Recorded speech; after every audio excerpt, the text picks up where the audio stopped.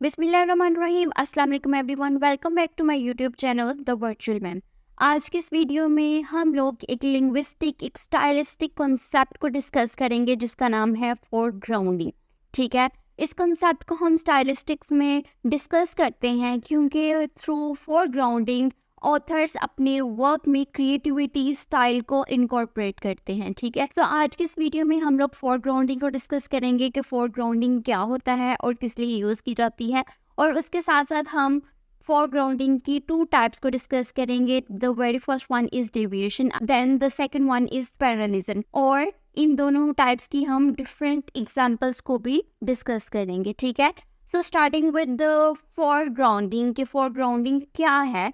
So basically, foregrounding is a stylistic concept used to highlight certain elements of a text to make them stand out. ठीक है, foregrounding एक stylistic concept है जिसको हम use करते हैं to highlight certain elements. Stylistics में author वो अपने टेक्स्ट में कुछ जगहों पे यूनिफॉर्मिटी को फॉलो करने के बजाय कुछ अलग तरीके से चीज़ें करता है, डिविएट करता है फ्रॉम कन्वेंशनल रूल्स, और क्या लेके आता है, क्रिएटिविटी लेके आता है। ठीक है, और इससे क्या होता है कि जो उसकी जो सर्टन एलिमेंट्स होते हैं वो अलग नजर आती हैं। This technique draws the reader's attention to specific feature of the language such as unusual use of syntax, vocabulary और sound patterns, often to emphasize meaning, evoke particular feelings or to create aesthetic effects. Foregrounding की जो technique है वो author क्यों use करता है। ठीक है, जैसे कि अगर ऑथर अपनी टेक्स्ट में क्रिएटिविटी लेके आता है, स्टाइल लेके आता है, ठीक है, तो वो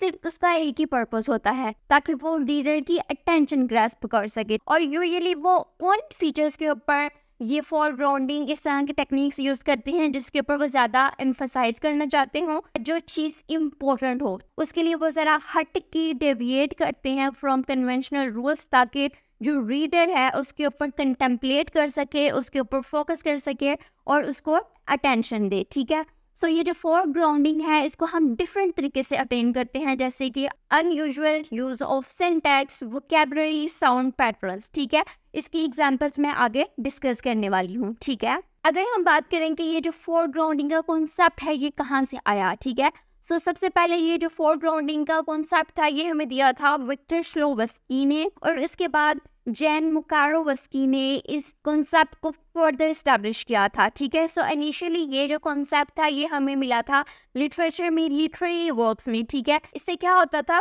कि जो राइटर है वो अलग तरीके से चीज़ों को एक्सप्लेन करता था और जो रीडर होता था वो उसको कंटेम्पलेट करता था, उसको समझने की कोशिश करता था। सो हम जिस चीज़ के ऊपर ज़्यादा फोकस करते हैं तो एट द एंड क्या होता है कि हमारा माइंड शार्प होता है। ठीक है, सो ये जो टेक्निक थी बेसिकली इसका यही पर्पस था कि जो रीडर है उसका माइंड, उसका फोकस उसको शार्प कर सके। ठीक है, सो बाद में ये हर फील्ड में यूज़ होना शुरू हो गई। ठीक है, सो ये था एक ब्रीफ इंट्रोडक्शन ऑफ फोरग्राउंडिंग। या फोरग्राउंडिंग क्या होती है, क्यों यूज़ की जाती है, इसका पर्पस क्या था। ठीक है, so moving forward now we are going to discuss its types. So starting with the deviation. Deviation is the very first type of foregrounding.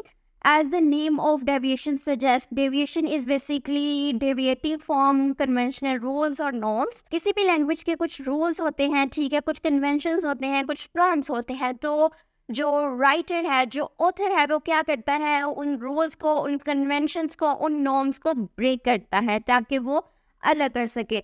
आप लोगों ने भी अक्सर देखा होगा कि कुछ लोग ऐसे होते हैं जो हमारे सोसाइटल नॉर्म्स होते हैं उनको फॉलो नहीं करते, तो वो क्या होता है कि वो सबकी नज़र में ज़्यादा होते हैं। ठीक है, सो इसी तरीके से जो ऑथर्स हैं वो अपने वर्क्स में डिविएट करते हैं फ्रॉम कन्वेंशनल रूल्स ताकि वो अलग नज़र आ सके। सब ऑथर्स का राइटिंग स्टाइल डिफरेंट होता है, वो इसी तरीके से क्योंकि उनकी एक सर्टन स्टाइल होता है, स्ट्रेटजीज होती हैं। ठीक है, उसकी वजह से वो एक यूनिकनेस लेके आते हैं अपने वर्क्स में। ठीक है, सो बेसिकली डेविएशन में ये है सिंपल कि हम जो रूल्स होते हैं हम उनसे डेविएट करते हैं। ठीक है, so this could be in terms of syntax, semantics, phonology और ग्राफोलॉजी। ठीक है, ग्राफोलॉजिकल डिविएशन की बात करें कि ग्राफोलॉजिकल डिविएशन क्या होता है, सो बेसिकली ग्राफोलॉजिकल होता है कि किसी भी वर्क की अपीयरेंस कैसी है, ठीक है। अगर आप एक वर्क को, एक पोएम को, किसी भी टेक्स्ट को पेपर के ऊपर देखते हैं तो सबसे पहले उसकी एक फिजिकल अपीयरेंस होती है, यानी कि उसके वर्ड्स किस तरीके से लिखे गए हैं, कौन सा फॉन्ट साइज यूज़ किया गया है, उसका स्टाइल क्या है, वर्ड्स को बोल्ड किया हुआ है, इटैलिक्स में लिखा हुआ है, किस तरीके से लिखा हुआ है। सो बेसिकली ग्राफोलॉजिकल में आता है कि हम फिजिकल एलिमेंट्स को देखते हैं किसी भी टेक्स्ट के, ठीक है। उसका साइज क्या है, उसका स्टाइल क्या है, कितनी स्पेस दी गई है, लाइनों के दरमियान कितनी स्पेस है, वर्ड्स के दरमियान कितनी स्पेस है, पंचुएशन कहाँ यूज़ की गई है। सो ये वाली सारी की सारी चीज़ें ग्राफोलॉजिकल डिविएशन में आती हैं। सो ग्राफोलॉजिकल डिविएशन में कुछ राइटर्स इन सब चीज़ों से डिविएट करते हैं ताकि वो एक यूनिकनेस का एलिमेंट अंदर लेके आए।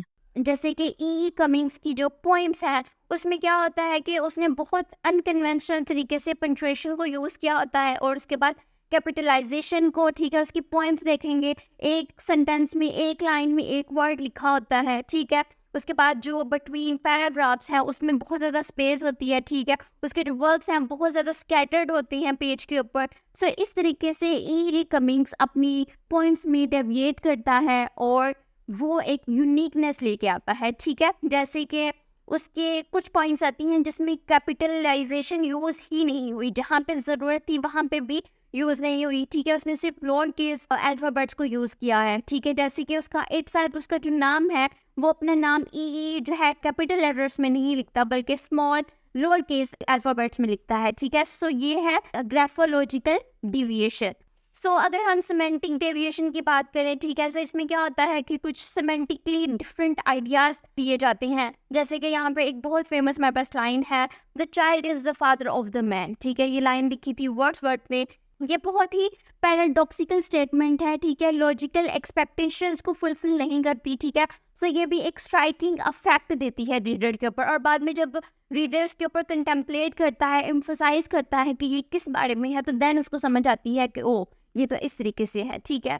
So moving forward, phonological level के ऊपर भी हम डिबेट करते हैं। जैसे कि कुछ ऑथर्स राइमिंग स्कीम को फॉलो नहीं करते, ठीक है। जो ए बी उस तरीके का जो सीक्वेंस होता है उसको फॉलो नहीं करते, ठीक है। इसी तरीके से ब्लैंक वर्ड्स यूज़ करते हैं और फ्री वर्ड्स यूज़ करते हैं, ठीक है, यानी कि मीटर को फॉलो नहीं करते। इसके अलावा जो साउंड्स के पैटर्न्स होते हैं उनमें भी डिविएशंस लेके आते हैं। सो इन सब तरीकों से राइटर्स अपने वर्क में डिविएट करते हैं। अब हम बात करेंगे second type of foregrounding, that is parallelism. अगर आप पैरेललिज्म की टेक्निक को समझना चाहते हैं तो इसके लिए ज़रूरी है कि आप इसके वर्ड को अच्छे से समझें, क्योंकि इसका जो मेन कॉन्सेप्ट है वो इसके वर्ड में ही है, ठीक है। आप लोगों ने ये वर्ड सुना होगा पैरेलल। सो अगर हम वर्ड देखें पैरेललिज्म, इसका जो रूट वर्ड है दैट इज़ पैरेलल।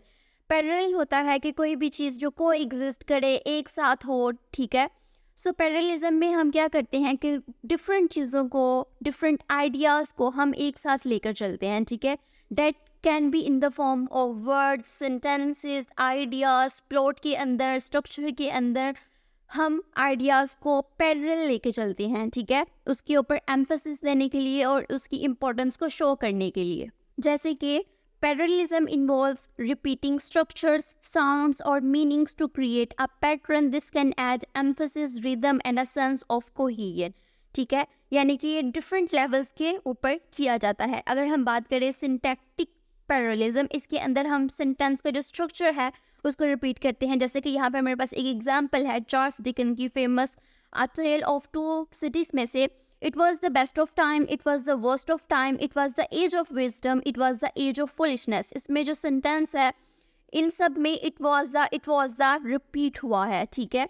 यानी कि ये सेंटेंस स्ट्रक्चर में पैरेललिज्म किया गया है, और ये क्यों किया है ताकि इसको हम यूनिक बना सकें, इसके ऊपर एम्फेसिस कर सकें। यानी कि यहाँ पे टाइम की बात हो रही है, ठीक है। सो इस तरह से सेंटेंस स्ट्रक्चर से, सिंटैक्टिक पैरेललिज्म से चार्ल्स डिकन ने अपने वर्क के अंदर एम्फेसिस किया है, अपने आइडिया को इम्पोर्टेंस दी है, ठीक है। और जब रीडर इसको पढ़ता है, एक तो वो बहुत ज़्यादा अपीलिंग लगता है, अट्रैक्टिव लगता है। उसके बाद इस चीज़ के ऊपर जो राइटर है वो कंटेम्पलेट करता है, सोचता है इसके बारे में। तो राइटर क्या करता है कि जो वो अपना मैसेज कन्वे करना चाहता था वो डायरेक्टली रीडर के माइंड में जाता है। इसी तरह से फोनोलॉजिकल लेवल के ऊपर भी पैरेललिज्म किया जाता है, जिसमें authors most of the time जो कॉन्सोनेंट वर्ड्स हैं उनको रिपीट करते हैं, ठीक है, ताकि एक अपीलिंग साउंड आ सके और इसके अलावा एम्फेसिस शो किया जा सके, ठीक है। इसी तरह से सेमेंटिक लेवल के ऊपर भी पैरेललिज्म किया जाता है। आपने अक्सर देखा होगा पोइट्री के अंदर जो फर्स्ट लाइन है और सेकंड लाइन है उसको रिपीट किया जाता है, या फिर जो मेन आइडिया होता है, कीवर्ड होता है, उसको थ्रू आउट द पोइम उसको रिपीट किया जाता है बार बार, ठीक है। जैसे कि एक बहुत ही फेमस पोइम है ओ कैप्टन माय कैप्टन, इस पोइम के अंदर इस लाइन को बार बार रिपीट किया गया है, ठीक है। सो इससे पता चलता है कि जो राइटर है वो इस चीज़ के ऊपर इसके ऊपर ज़्यादा फोकस कर रहा है, इसके ऊपर एम्फेसिस कर रहा है। सो जब रीडर इन सब चीज़ों को पढ़ता है तो उसे पता लगता है कि ये चीज़ सबसे ज़्यादा इम्पोर्टेंट है। इसी तरह से हम पैरेललिज्म को स्ट्रक्चर लेवल के ऊपर और प्लॉट लेवल के ऊपर भी किया जाता है।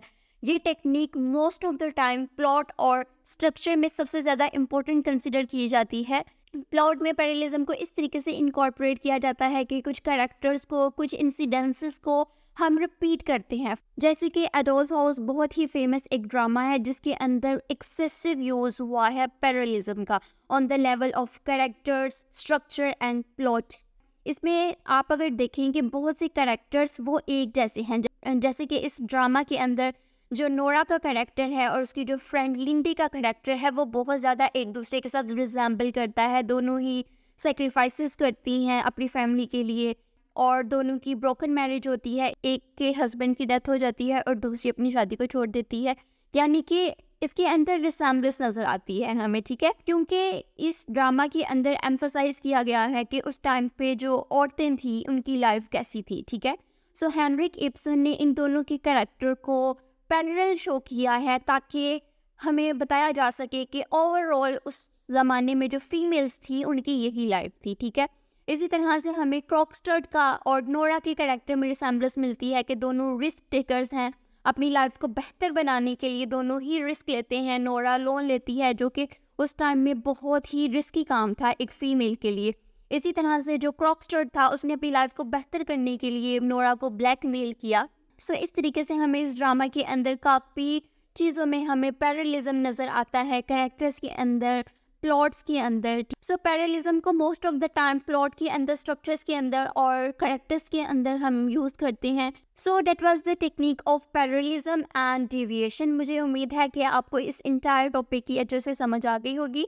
इंशाल्लाह हम लोग बहुत जल्द मिलेंगे अपनी नेक्स्ट वीडियो के साथ। तब तक के लिए अल्लाह हाफिज़।